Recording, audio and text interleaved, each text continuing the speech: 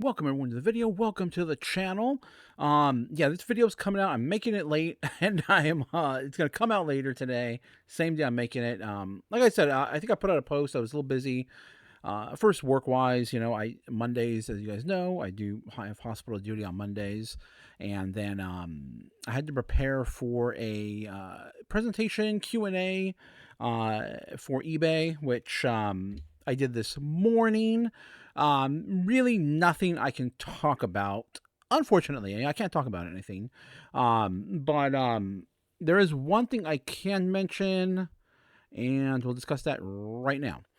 First, thumbs up, hit the video if you like the video. Comment down below. Let me know what you guys think of the items that we're going to show here in the what sold, or comments on anything I say. And what else? Subscribe and bell notification. Okay. As you can tell, I'm kind of rushing to try to get this done here because I also have orders. Took care of my orders later than normal, so a little bit of a later start today, but that's okay. Not bad. So the only thing I will mention is I got the opportunity to speak to someone that buys on eBay and buys at an incredible volume. I was kind of like taken aback by the volume that they buy at. I was like, wow, that is amazing. And one thing, obviously, small sample size, very small sample size, but you know how I've talked about, vintage, just the word getting thrown around too much. And perhaps maybe it's just really, because of YouTube or social media that I see that word thrown around a lot. And you've heard me talk about moving away from it. Well, in talking with this one buyer, and, one of the things he does is when he's looking for vintage, he puts vintage in the title. So I guess foot in my mouth moment, probably you'll put, if you can, and if it suits the item, then you want to put vintage in there. Also, if it comes from the 90s, you want to put 90s in there. If it comes from, the year 2000-ish area, then you're going to do Y2K in there. You're going to put 80s. So just trying to have your item be identified in the title by, what era it comes from. So that is one thing I can say is perhaps I will use vintage more. Go back to using vintage. Maybe I'm just spending too much time on social media, hearing people vintage this, vintage that, that it's just getting too, it's becoming too, I don't know what it is. First thing that popped in my head was mundane, but more desensitized to it, I guess, that it's not really. And social media, as far as reselling goes. So I take back everything I said. Use vintage if it's a vintage item. Okay. All right. But let's go ahead and get into the what solds here. And the first item up, and it's no secret that I need to do this. Okay. The picture, I thought the screen or the window I did was going to appear here on what you guys are watching, what you're watching. But it's no secret. I'm a whiskey fan, whiskey collector. I collect all things whiskey, from whiskey itself to whiskey glasses, whiskey, paraphernalia, I guess, if you want to call it that. And these are Glencairns. Now there's a lot of glasses with a similar shape. They call it a tulip shape. But there is the Glencairn whiskey glass. It's etched on the bottom, and I'm going to show you a picture of it right now. But the Glencairn whiskey glass, whiskey, as you see, I put whiskeys two ways. With the E is generally outside of Scotland or England. Within that area, they put they take the E out. It's as you can see, WHISKY, and there were some reasons behind that. We won't get into that really, but it had to do with the Irish whiskey and all that stuff. So the Irish whiskey started with that, and then Americans ran with it. But the Glencairn tasting, it's more of a whiskey taste. I mean, yeah, you're drinking out of it, but it's more to get the aromas out of the whiskey and to really, really develop the flavor of it, through first of all, it getting oxygen. You can add some water to it in here. This wouldn't be a glass I'd be sitting back over the rocks, whiskey over the rocks. I wouldn't be doing that with this type of glass. This is more for the enjoyment of the craft of whiskey and trying to really taste and smell what the distillery or what the person, the distiller, the master distiller wants you to taste. What's the company wants you to get out of the experience. So that's what these glasses are primarily made for. Some of them, there are a version of this tulip pattern. It's not a Glencairn.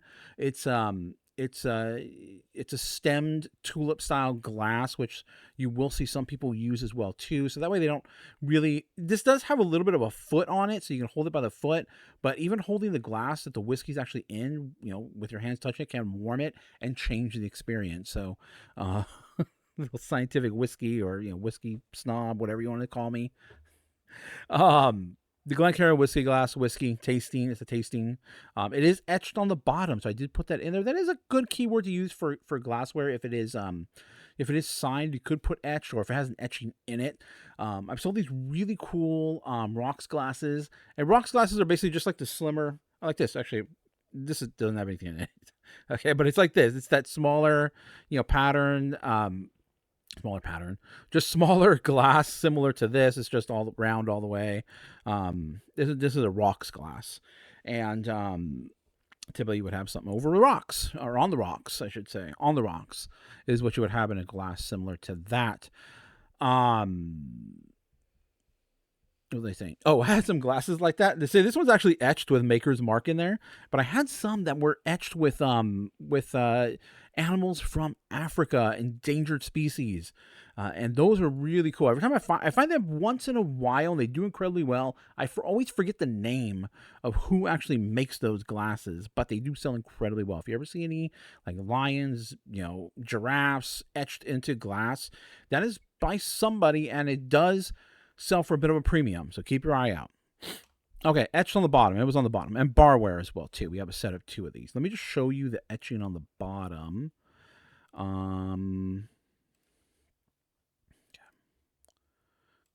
I don't know if you're going to be able to see it here, but is my mouse... Let me do this so I can get my mouse here. Move this over here to... Oops, that's way... Oh, well, that's fine. Right around here. This is where it's etched, and it does say the Glencairn glass there, so definitely keep your eye out for it. It's kind of really hard to take a picture of it, so really cool, but keep your eye out for it. Did I just like really blow up that picture beyond my head? There we go. That's what. I didn't even pay attention to that. I thought the window was still over the screen, but right here. Okay, there we go. Can you tell I'm kind of trying to rush this video a little bit, get through it, and get it uploaded, just so I can start the upload process. Really, that takes the longest with these videos, just getting it uploaded. Okay, let's go ahead and close that one out, and then the next one will be, what's the next one? Next one is a hula dancer. Now, obviously, you see I put vintage in this one here. This is been posted for a little over 3 months now. Just a hula dancer. It's not branded anything. It's just hula doll. That is it. Oh, I didn't even tell you what's sold. See, I'm telling you, I'm missing everything because I want to hurry up and get this uploaded. I'm going to stop saying that now. I think I said it too much, and you guys are already aware of the situation. Some offers going on here. That's good. The Glencairn. Let's do the Glencairn really quick. And that one in a box that was $9.75 in inches. Those are the dimensions. $18 is what the set of 2 sold for. $6.02 is what they paid in shipping. So somewhere very, very close. Now the hula dancer. Now what's would I recommend you pick up this hula dancer? Probably not. Because the data really doesn't support picking it up, and it did sell, and it sold for quite a bit. $35.04, $7.43 is what they paid on the shipping on that one. That one went actually inside a large poly bag. I wrapped it 3 times the bubble wrap, and then put it in a large poly bag. I do that with a lot of box toys, so don't underestimate the strength of some of these poly bags. If you get good ones, padded poly bags, mailers, whatever you want to call them, get some good ones, and you can actually ship collectible toys. To a certain extent, I wouldn't do anything that, if it's $50 or more, or $60 or something that's really rare, I will put in a box. But some of these ones here, it's just so much easier, and it still makes it okay. There's padding on the inside. I pad the outside, because I've had boxes completely destroyed, and then everything crushed on the inside before. Collectible pieces, collectible Star Wars. What was it? Was it Darth Malgus, the Old Republic series, a few years ago? Put it in a box, put the padding in there and everything, and then the box somehow ended up something that was just completely flattened. And I get the sense that maybe boxes travel with boxes when it comes to when they go to sorting and all that the boxes will go with boxes, and packages like padded poly mailers or poly mailers, they kind of get sorted in their own. I don't know. Let me know if you guys know anything about that, but that's kind of like the mentality I have. But $35.04 for this hula dancer. It took a little while to sell. In my opinion, it would be a tough sell. Just based on what else is out there, the competition, a lot of competition on, hula dolls, and, it would be rather tough. I think, just because, I have a bit of an older store, it's a more mature store, that assisted in getting it sold. It could have been some advertising. Oh, did it get advertised? Was it bought through promotion? No, it wasn't even bought through promotion. Just double check, make sure I didn't pay for promotion, because it doesn't. Sometimes because when you have the sold, it'll say, via promoted, and then you can go in there, scroll all the way down to the order details, and it'll tell you what you actually paid in promotion. This was not promoted. This is an organic sale, and someone found it and it sold. I do know there's a lot out there, so I can't really recommend necessarily buying it just because there's a lot of competition. So buy at your own risk. If it's $1 or $2, yeah, maybe. $5 to $10, I would definitely stay away from it. Vintage hula doll, pearly shells. I think that said that on the box. Then electronic. If it's an electronic toy, a moving toy, something that takes batteries, I'll always put electronic in there. Walking and dancing, I kind of moved around. So from what I could tell and what I could see, what others were selling, there were similars to this one. A lot of kind of the same. I think this might be some sort of mass marketed, someone else can buy it and put their own branding on it type of thing. But really cool piece. And I put Hawaiian. If I had room for Hawaii, I might have thrown Hawaii in there as well too. But cool piece. It got sold. It's great item to pick up. In my opinion, this is like a no-name item. So buy at your own risk. Buy low. Buy very low. For this. Okay, what was the next one here? Let me close that out. Close that one. I moved the pictures that are appearing on here to my other screen, which is that way. Is it that way? I'm not sure how you guys are going to see which direction my finger is going to point in this video. So it's on another screen off to the side over here. This is a weird one.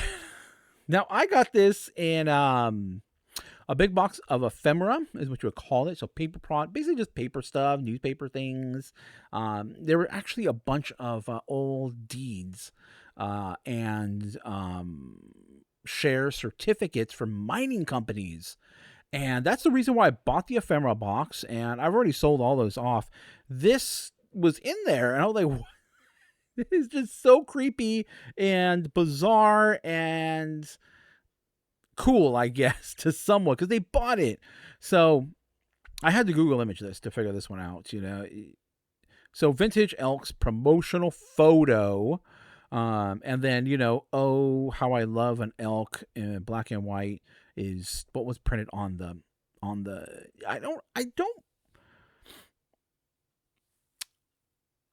I don't know if this was like I think this might have been a photo of a photo or something. I don't know exactly 100%. I was going clearly off of Google image. Not something I would typically sell, but I thought it was weird enough, cool enough to get this sold, and it sold. Let me see here. I remember this. This was $25. Let me just double check. Let me double check my work. Elk. Yeah, $25, $5.62 what they paid on shipping. This went in with cardboard and in a padded poly mailer. So cardboard's kind of protected. It's a thin piece of paper. I don't know. It didn't really feel like a photo to me, but it could have been a photo. A lot of people were posting them, and I was double checking. It was like, okay, yeah, it has it. Everyone else the same photo, so I kind of just went along with everybody else on this one here. Very, very unusual. There are others out there. If you see it and you can get it for nothing, cheap, list it. Really cool. It sold $25. Weird stuff sells. Okay, let's close that one out. And the next one here. Oh, I think I threw an extra one in here because I wasn't sure if I had shown something here. It'll be at the end. Salt and pepper shakers. Now, my wife will tell you that I say don't pick up salt and pepper shakers because they take forever to sell. They're cool, and yeah, they take a while. But this one is Jonathan Adler. Jonathan Adler, definitely a name that if you see it, be on the lookout. I've sold Jonathan Adler purse before, other Jonathan Adler sculptures. These were really cool. A set of salt and pepper shakers, elephants. People do like elephants. I tend to pick up animal stuff if it's a popular type of animal. I know elephants are popular. You've heard me talk about cats. Cats are really, really popular, more popular than dogs based on what I'm selling online. That's what I'm basing that information on. But salt and pepper shaker, Jonathan Adler, and it was just really cool. Art pottery, these are art pottery. They're ceramic. Dinner table, because where would you find salt and pepper shakers? On a dinner table. And this is more of a decor piece as opposed to just a basic salt and pepper shaker, utilitarian type of thing. This is more that you're going to decorate your table. You're into elephants. I don't know. I don't particularly have an opinion on elephants either way, but really cool. I know to look out for Jonathan Adler and double check. If you see anything with Jonathan Adler, not everything Jonathan Adler is good. These ones here, you don't want to pick up for any more than maybe $2 or $3. Because they sold for, I got to remember to do what sold. So I got to remember to tell you guys what price. Adler. We sold for $16. So you really, really want to buy these at around $3 max on these pieces, because these are going to go in a box. You're going to have to wrap them up, and they could potentially go in a poly mailer. I put these in a box because the trunks seemed a little bit of the delicate part. I didn't want those breaking or cracking in shipping. So typically my salt and pepper shakers would go in a padded poly mailer. However, because of the trunks, they're, as you can see, they're kind of slim, and it's the most important part of the elephant. You don't want that to break. So really cool. Keep your eye out for Jonathan Adler. You see Jonathan Adler, look it up. Could be something good. I sold like a prototype purse recently for around Jonathan Adler for $80, if I remember correctly. Perhaps I'll include it in a video. I think I've said it before. I don't really show like those really, really high dollar sales just because it's a little unrealistic. It's a little more realistic in area like where I live. I can find all kinds of great stuff. I find computer parts all the time that go for incredible amount of money. I sold a planner for almost $100 for a planner, vintage planner, used planner, by the way. And some of that stuff is just it's hard to find for other people that don't live where I live, or maybe in Florida too. I hear Florida, everything's really great in Florida. So that's one of the reasons why I don't really show those really, really high, because it's kind of unrealistic. It doesn't make up the bulk of the business. The bulk of the business are all these items I'm showing you here. You gotta learn how to, if you're doing it full time, You don't have any other income. You're not making income. If you have a job, maybe you can look out for those high priced items. I see people coming through Goodwills all the time, and they're hunting, for those one offs. They're hunting for those big bolos, those big hits. And you know what? 80% of the time they're walking out with nothing in their hands because that's all they're concentrating on. They're leaving everything else around, leaving everything else on the floor, or on the floor of the Goodwill, not necessarily the floor, but out on the shelves or whatever. If you guys ever watch Tech and Sports, keep it. Tech and Sports is a really great guy.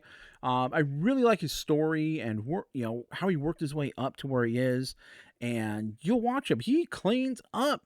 He's getting all these great like $10, $15, $20, $30 profit items. And sometimes there's big, huge $100 profit items, $200 profit items.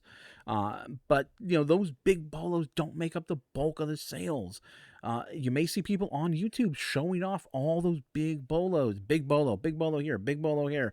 But I'll tell you what, if they're doing it full time, they're not selling, $100 profit items every single day and doing it 10 times, 15 times, 20 times a day.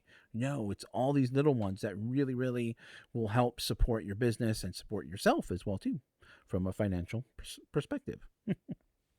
Okay, enough ranting there.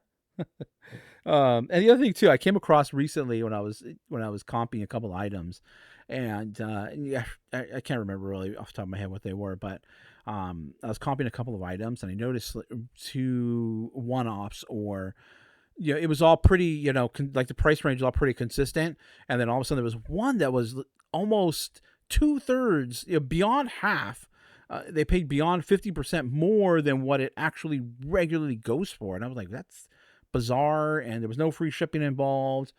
And I definitely looked into it. I was like, why is this one?